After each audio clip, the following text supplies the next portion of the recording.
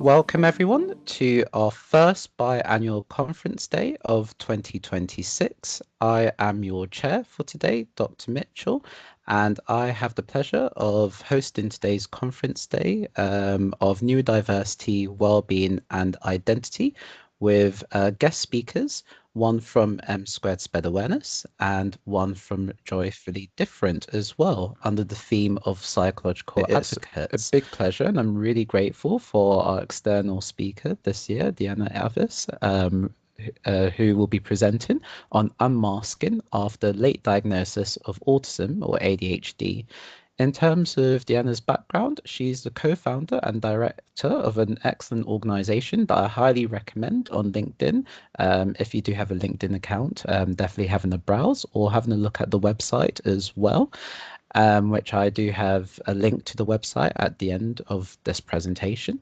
Joyfully Different is an organization which supports neurodivergent individuals to build sustainable businesses or careers using strength-based approaches and neuroaffirmative approaches as well.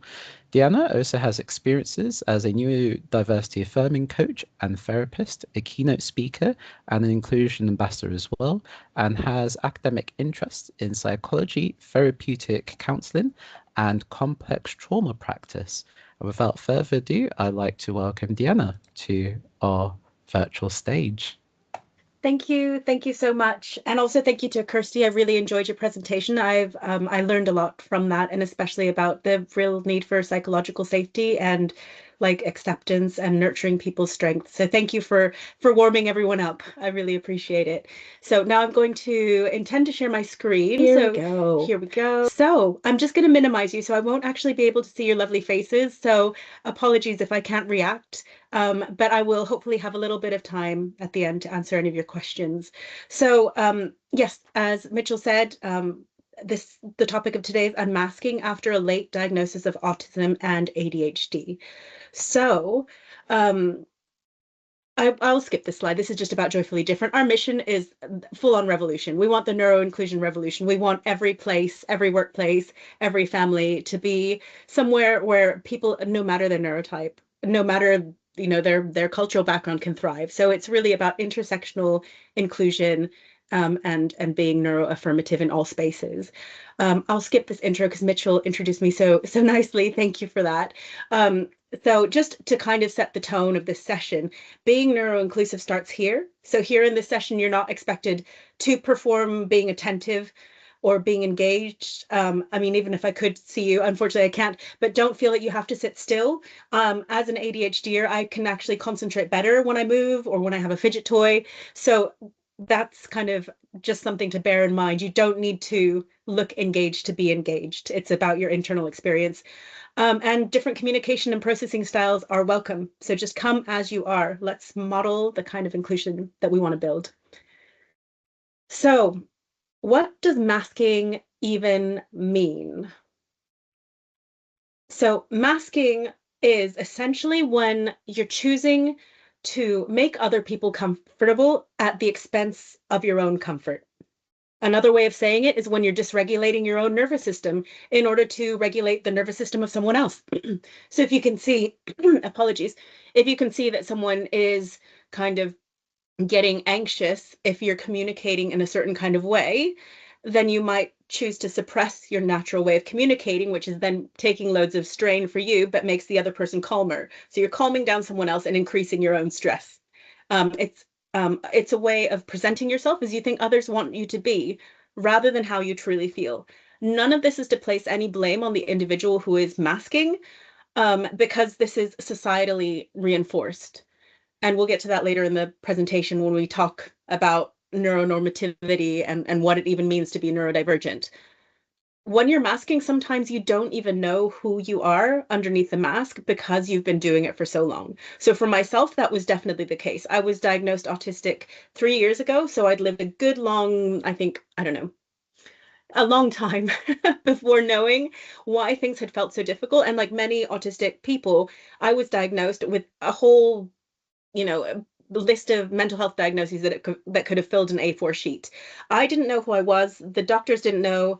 The psychologist didn't know why things were so difficult for me, why I always had these relationships that were breaking down, why I had so many emotional swings, why I constantly was burning out and having all this anxiety.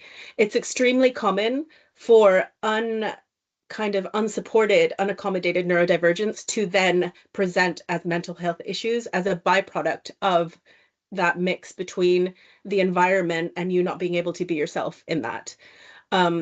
So masking is also when you suppress your own natural behavior. So like, stimming, fidgeting, the way you communicate. I used to very much do this. I have been on a huge journey, these last 3 years of really understanding what I need as an autistic person. And I recognize in myself that I used to really, really flex the way I communicated and was quite a people pleaser, to be frank. And now I probably couldn't be anything further than that. So that's not to say that unmasking means being unkind, because I actually think unmasking is an opportunity for more compassion. But we'll get more into that in a bit. Lastly, masking is when you push yourself to perform. You avoid listening to your body. You avoid taking breaks, even when your body and your mind are sending you messages saying that's enough. We're just pushing through, doing what's expected of us, prioritizing other people, and meanwhile we are suffering. So to other people, it can look like we're being really difficult. So this is what people might experience when they are encountering someone who's neurodivergent. So they might think, oh, look, they're not engaged, their camera's off. Or maybe, they're rude because they're not making small talk. Or maybe they're too quiet, like, whatever, all of these things. So this is what people may perceive on the surface. But in the reality, what's going on and what's happening here is quite often a mismatch between what a person needs and the environment. So the expectations, what's considered normal. A lot of these responses are a reaction to, rejection, criticism, feedback. So we become anxious and scared to say things wrong. I used to be so shy and so quiet. Because when you have a communication style that's not welcomed, you gradually kind of start shrinking until you get the confidence to allow yourself to be as you are. And so all of these things are going on underneath. There can be trauma from past, difficult experiences. There can be shame around feeling different. Why is it easier for everyone else? Why is it so difficult for me? There can be confusion, kind of sensing that people are operating according to these unwritten rules and wondering, like, what are those rules? Why does everyone else seem to get it? And then, of course, there's the burnout and fatigue from constantly living in survival mode. So these are all the things people don't see underneath the surface. And masking has a really high cost. I mean, I masked extremely successfully. Came here to the UK in 2004. I'm Mexican American and I grew up in California. So anyways, I came here, got an admin job, masked my way through and got 5 promotions, ended up leading a global organization, senior management, traveling around the world. And at the same time, I felt like I was living a double life because I had this professional mask. And then I felt like if they really find out what I'm like, how much I struggled, with my mental health and how much I felt that I couldn't be myself, I felt that I didn't belong there. So the success wasn't satisfying because it didn't feel like I had the success. It felt like my mask had the success. So masking has a huge cost. It actually costs the UK economy billions when you look at the amount of sick leave that's taken for mental health issues. That's the majority of sick leave is taken because of mental health. And one of the core byproducts of masking is emotional and physical exhaustion and mental health difficulties. So I love this Kermit the Frog meme because I literally feel like that. Like I thankfully have built a life and relationships around me where I don't really have to mask so much anymore. And that comes out more like in places where I'm uncomfortable. But if I am in an environment where I feel that I have to mask, that is how I feel. Like, put me on life support. It is so exhausting. And it's no wonder that in the lead up to my autism diagnosis, I was having like, panic attacks over really small things. Because what happens, I mean, I could have put a slide in here, but I've tried to keep it brief. we all have a window of tolerance in our nervous system, which is where we feel safe. But when we go outside of our window, then it's like the straw that breaks the camel's back. So basically, my nervous system was already outside of its window of tolerance. It only took small things for that to end in a meltdown or a panic attack and dysregulation. And the result of being able to understand your needs as an autistic person or as an ADHD person is that you're able to bring yourself back into your window because you understand what you need. And it's life stops feeling like you're constantly being worn down by sandpaper. So, what does it mean to be neuroaffirming? So, being neuroaffirming is an approach that's basically saying there's no one right way for us to be. So, and I think this ties in beautifully with, the presentation that we were just, listening to, that it's about recognizing the unique gifts and talents of each person. No matter who you are and how your brain works, you're not here, you don't need to be fixed. There's no one norm. So instead of pathologizing difference, a neuroaffirming approach is strengths-based, and it wants to create space for each person to actually be and appreciate who they are, to be more of themselves instead of dulling who they are. And so that means understanding and working in ways that honor your natural rhythm, your needs, the way you process the information, the way you build relationships, and building a life around that rather than asking you to change who you are to fit the world. So hence neuro inclusion revolution. So in terms of, neurodivergent and neurotypical, I think we have, a very highly knowledgeable group here. So you almost certainly know this already, but I really like this illustration because quite often when we're talking to people, they have an idea that it's a line like this. So neurotypicals on one side, and then some people are really neurodivergent, and some people are kind of neurodivergent. So it's like a linear thing. But actually, in reality, what it is we have, as a society, a number of norms, and they differ by culture. So for example, in Mexico, where a lot of my family still live, the cultural norms are very different, a lot louder, a lot more like, fiery passion that could look like conflict, but it's actually just the way we communicate. But again, what I'm saying is there is a kind of agreed social norm that exists here in the UK, for example, and everywhere. And neurotypical people, it's not a diagnosis, it's not even a you know a type of person. It's those people who can conform to those norms without it causing too much strain. So that's really the question. How much are you having to strain yourself to fit into this circle of what people expect?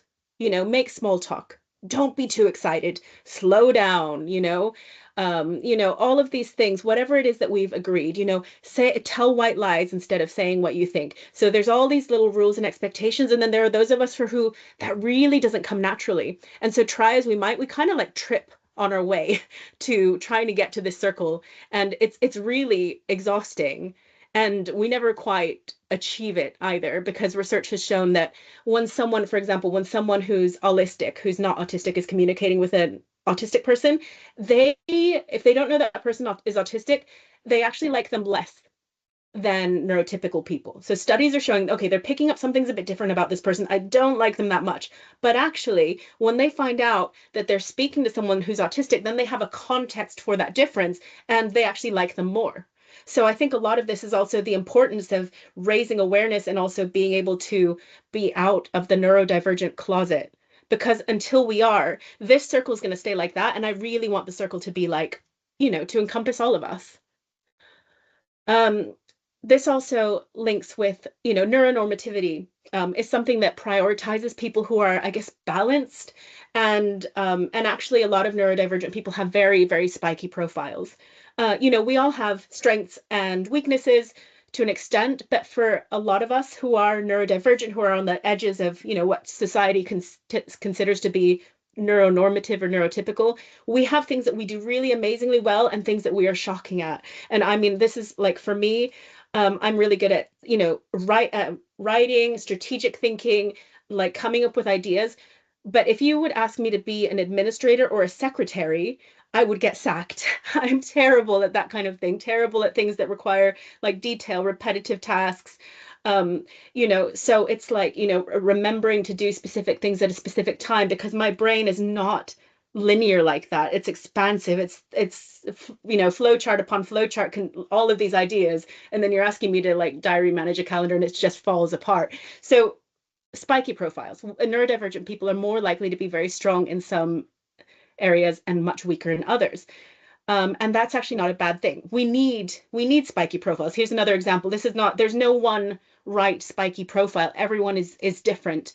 And again, there could be a number of other things that are measured on here. This is just to illustrate the principle that, broadly speaking, people who are considered neurotypical tend to have kind of more smoother circles, and therefore they have less struggles in the workplace, in relationships, etc. Whereas we have these spiky edges, and our spiky edges and the dips rub up against what's expected of us in the workplace, in school, in relationships. And then we start to feel that, like our edges are getting rubbed down, and we shrink and shrink and shrink and shrink. And then that's masking, isn't it? Because we feel that we can't bring our full self. So really when I'm working with people, I'm encouraging, anyone, and especially if you're neurodivergent, to sharpen your spikes, be more spiky, lean into your strengths, because when you're living from your strengths, you have more energy and inspiration and passion to bring to the world. You're not meant to be well-rounded. We need to do away with this idea.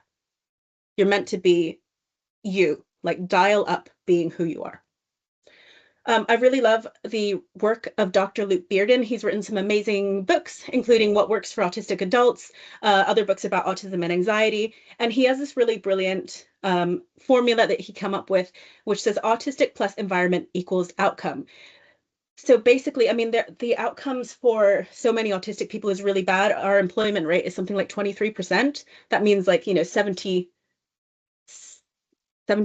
of us are not employed. And that's part of why we started Joyfully Different, because we're not welcomed or accommodated in traditional workplaces. Unfortunately, so many neurodivergent people then choose entrepreneurship, and that's part of what we do.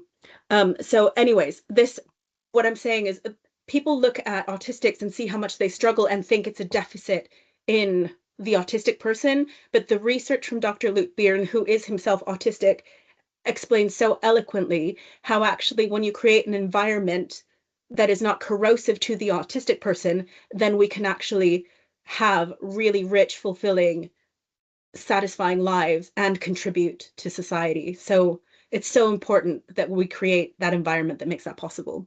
So Unmasking 101. So if you yourself are neurodivergent, or if you work with people who are neurodivergent, these are some things to ask yourself, because really there is no handbook that someone can give you and say, this is how you unmask, do these new things.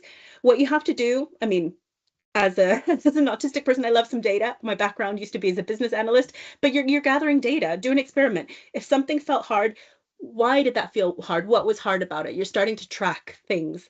What's draining, what's challenging, what's energizing, what's enjoyable, because eventually you're learning what fills your cup and what drains it. Because it's so much of, especially if you're autistic, we have more sensitive nervous systems than other people, which is why we can get overstimulated. And then if that's unmanaged, it leads to meltdowns and shutdowns and all kinds of things that you don't want to experience. So actually, if we zoom right back before it even gets to that point, let's do some energy accounting and be really in touch with our body and our mind and our emotions and how we feel, so that we're not even approaching that point. We're aware of what's going to fill our cup when we notice our, internal mobile phone battery is like flashing red, and what we can do to fill that up. And start identifying what it is in relationships or in your environment that feels good or that feels challenging. There's nothing wrong with advocating for yourself. In fact, it's really important. But the first thing you need to do is understand what it is that you need. And then lastly, I would say that sometimes I do see people kind of conflating trauma with what are part of their neurodivergent experience.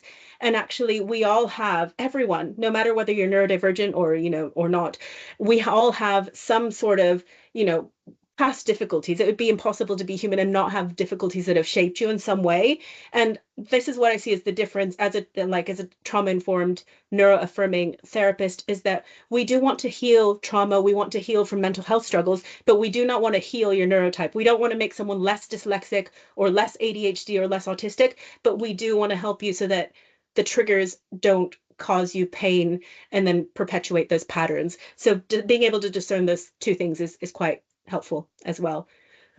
So I'm mindful of time as well. So if I'm speaking like I'm on 1.5 times speed, I just want to make sure I get through as much as possible and then still have a couple minutes for Q&A. So common challenges when unmasking. Hopefully the slides will be sent out afterwards. I'm not going to read all of this to you, but what I want to show here is basically there are a number of challenges when you're unmasking.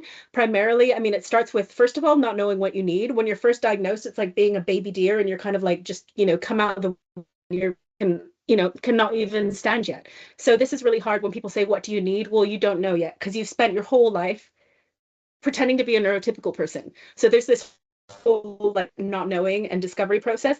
Quite often, there is a skills regression after getting diagnosed, where suddenly the awareness of the neurodivergence means that things that you used to be able to push through and do, you can no longer do. And that is normal. So we also need to have patience with ourselves, patience with others when they're diagnosed, and normalize that it's okay to need to step back and get to know yourself, and you don't have to perform 200 miles an hour like you used to. And I think just to kind of give the Cliff's Notes version of this, I think one of the biggest challenges of unmasking is the change in interpersonal relationships, because when you start to advocate for your needs and stop basically bending over to please other people, not everyone's going to like it. But I would also say that that's a side benefit, actually, because the people who don't like you when you're actually you were never for you anyways. But just be aware that it is challenging when relationships are shook up. But the benefits of unmasking, I mean, I used to be someone who really felt that I didn't even know how friendship worked. I thought there was something wrong with me. And now I'm at a place in my life where I've never had such a wide support network. I've never felt so seen and supported. And that has come through being my unmasked self and allowing others to see me as I am. And, you know, of course, there's tremendous health benefits to unmasking, improved physical, mental health, a better regulated nervous system. You'll feel more empowered. You'll know who you are. You'll bin the people-pleasing behavior. Um, but I think ultimately as well, it really gives us an appreciation for difference in others, because unmasking is a collective thing. We're not unmasking and saying the way I am is the way everyone should be. We're unmasking and having curiosity towards ourselves and curiosity towards others, And so, okay, like just like, this is what works for me, what works for you. That's what we're looking for, is really that empathy and kindness for ourselves and for others. So I think I'm going to wrap it up here. I will just, hopefully if the slides are circulated, we have a little communication compass, which is a tool that we find quite useful, and other bits and pieces about how you can get in touch. But I am going to stop. Thank you so much, DeAnna.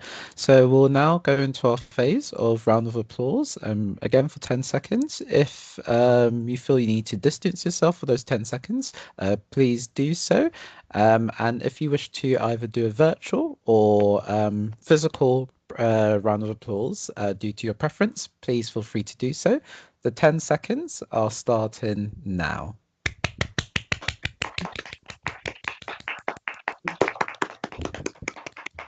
Thank you so much, DeAnna. We do have questions in the chat for you. I'll read out the first question, which is from Shreyas, which is, do you think as a person who was diagnosed really late, they tend to go down on a more harmful, brackets, physically and mentally closed brackets, downward spiral compared to an early diagnosed individual? Yeah, I mean, I don't have the full data on that. So what I will share is just my impression. So don't take it as gospel. But what I have noticed is that for people who've been diagnosed late, there's been the sensation throughout life that something is wrong. And it ends up being like, stick the diagnosis on the person. And so they'll accumulate. There's so many people who've been diagnosed as borderline personality or generalized anxiety or social anxiety or et cetera, et cetera. And so I think that it's like, what happens is the root cause of the difficulties is not treated. So there's a lot of confusion. So that's definitely the downside. I mean, a huge downside of being diagnosed late. And there's often a huge grieving process as well, because, oh, if I'd known this earlier, my life could have been so different. It's really hard.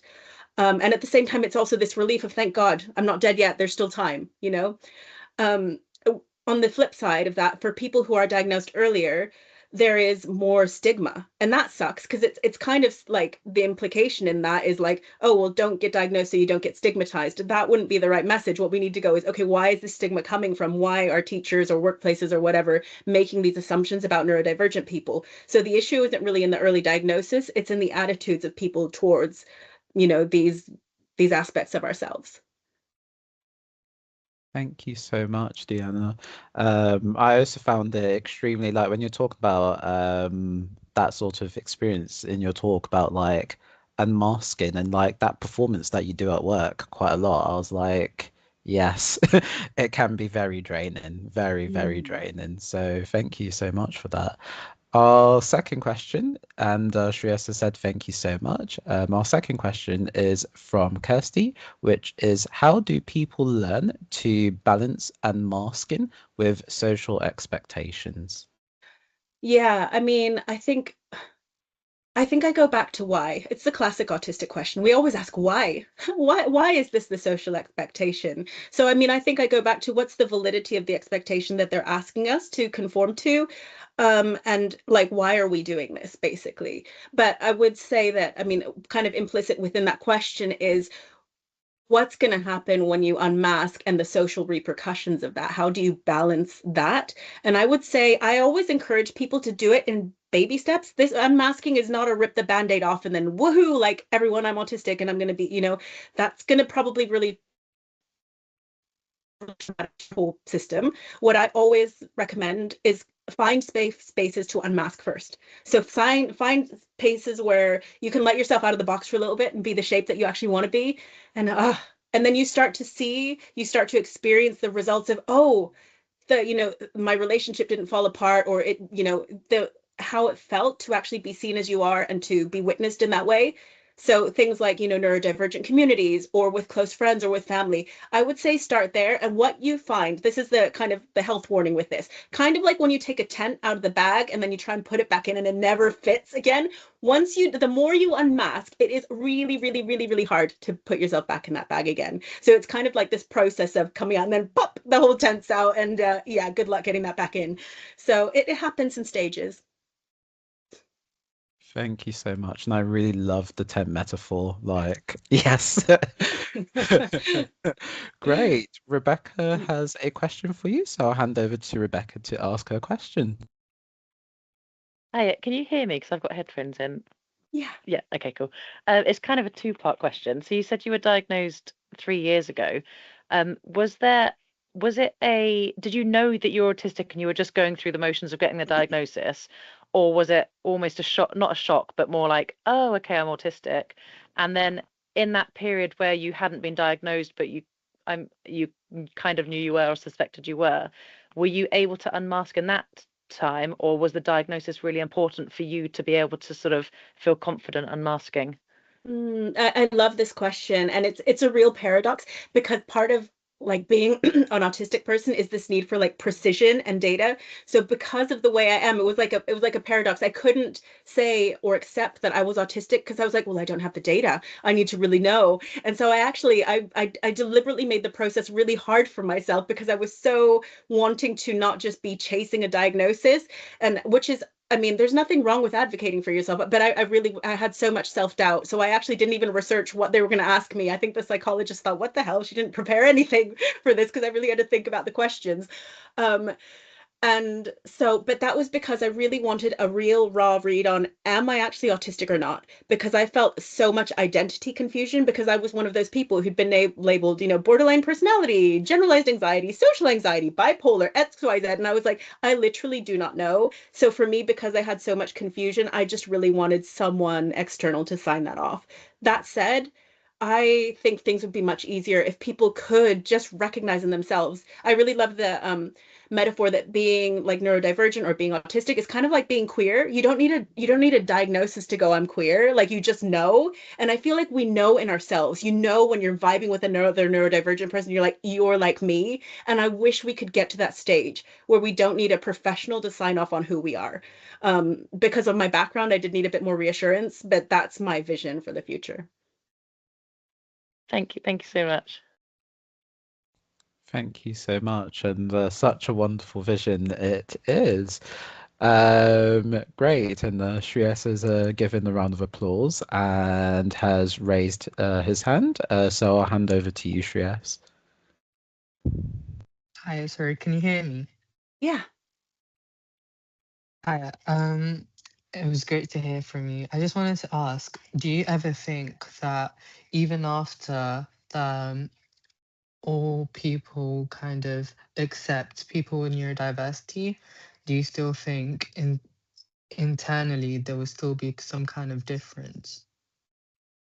You mean a difference in how the people experience the world? I mean, I think if that's what you're asking, I think definitely we're all going to experience things differently. And I think, for example, like, you know, I'll still always be have really sensitive senses. That's not going to go away just because of social acceptance.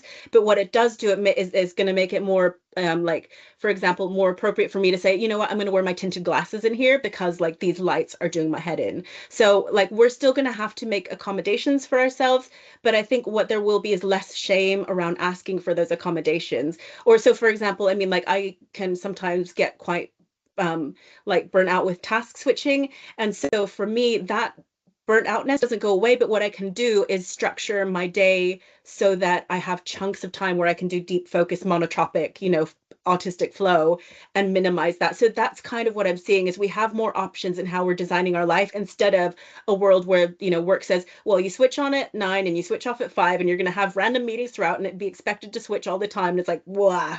So I think more choice so that you can create a life that feels good for you. Does that make sense? Yeah, thank you so Firstly, much. like to Awesome. take the moment to thank everyone so much. Like, very important to hear and very paramount.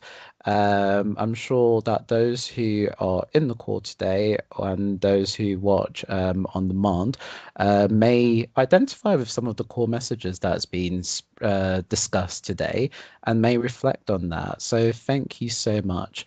I've provided our website links for M² SPED Awareness and for Joyfully Different as well, which I highly recommend those who are definitely watching on demand as well to have a browse.